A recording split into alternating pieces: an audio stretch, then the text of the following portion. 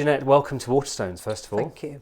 I've been asking authors for the last few years about the novels that inspire them, and the one book that has come up more than any other is Mary Shelley's Frankenstein.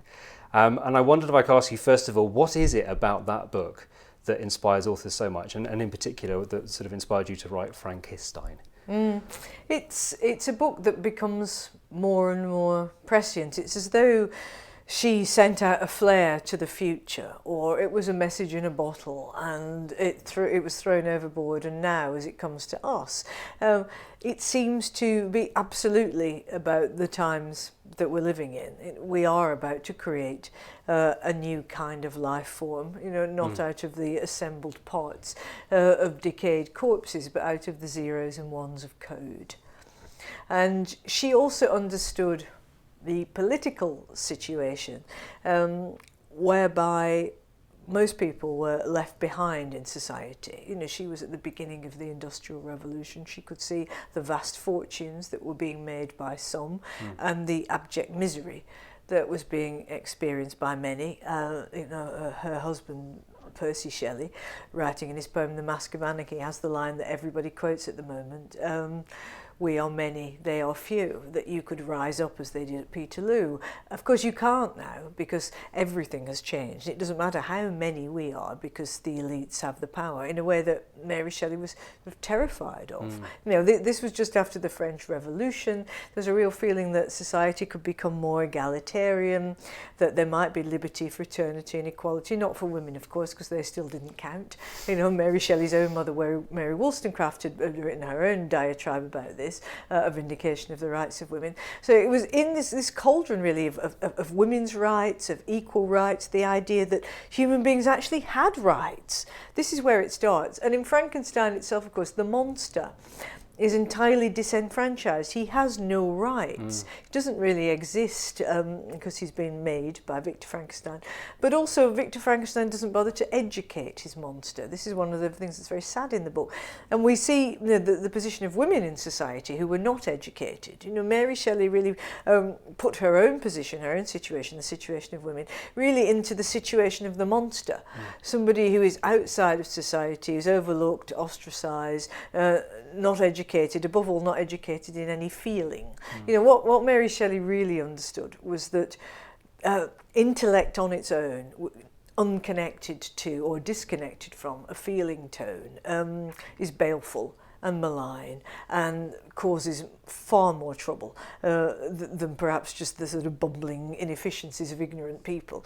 So she really talks about that, and I think our society now feels like that. We do feel atomised, remote, excluded, baffled by much of what is going on around us, in the way that the monster feels baffled by what is going on around him. He looks and he can't understand. We look and we can't understand. We are in the hands of an elite whose interests are not ours. You raise, as Mary Shelley did in her book, you raise so many interesting topics in this novel.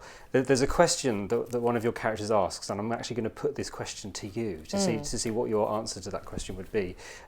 Your character, Victor, asks Rye, if you were certain that by disrupting everything you take for granted about the mind, about the body, about biology, about death, about life, if you were certain that such disruption would bring about a personal, social, global utopia, would you risk it?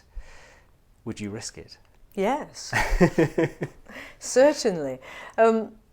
Not that I'm going to have any choice, because the thing about the future is that it happens anyway. Yeah.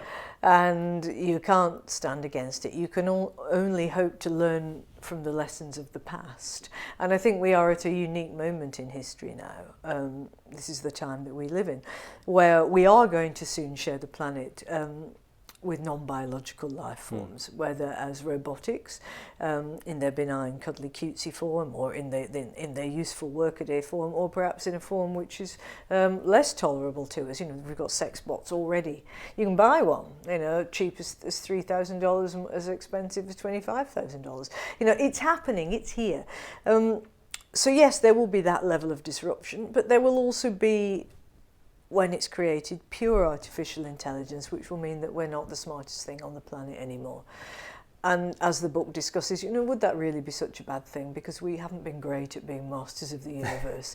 It's astonishing that we've reached this point in history. And most of the planet is just still busy killing other bits of the planet or ruining it.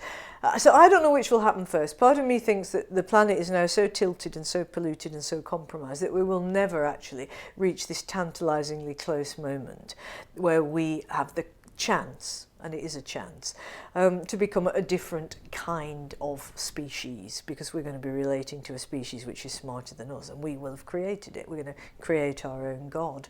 Or will the planet tilt so much that in fact we're about to be engulfed in a minute in food and water panics, in epidemics, and also then in the relentless rise of the right, which will, at the moment there is an international emergency, the right will take over and everything will be suspended, or all the things that we take for granted. That could happen. That's very near. It's all very near.